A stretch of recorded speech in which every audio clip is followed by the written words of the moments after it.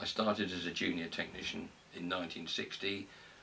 Immediately my A-level results came, I became a JTO, and then we were on a rising scale.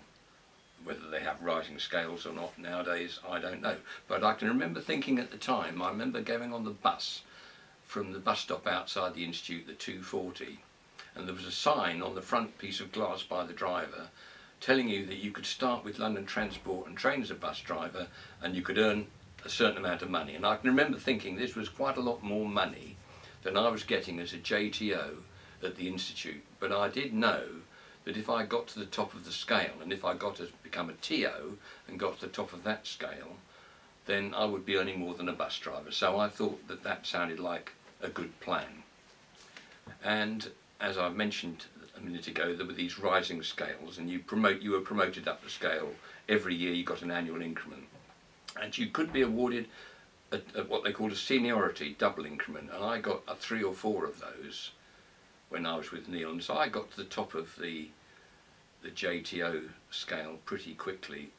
And then in those days, I think if you kept your nose clean and you were working moderately well, you would be pretty much certain to be put onto the technical officer, the technical officer scale, which was the next one up.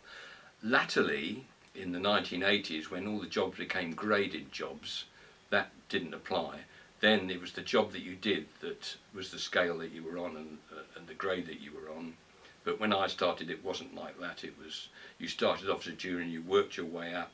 I'm not saying you could get to the top of the senior technical officer scale, because I think you had to be doing something pretty good to do that. But certainly the JTO and the TO scales, that certainly would apply. It was before job grading came in. A few years later, we all went on to the civil service grades, and I can't remember exactly when that was.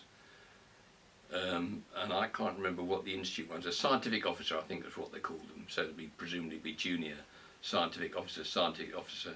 But I was, because I was by that time providing a service role as electronic support, we were on the P&TO grades, which stood for Professional and Technology Officer, and that's what I was. And then I think must have been in the late 80s, 1990s, we had management services under Pat Cross coming up to Mill Hill to grade all our jobs, and by that time I was running electronics and the role was managerial, and she decided that I was wrongly graded and I was regraded to some other grade. I've forgotten what it was now, but it was a management grade.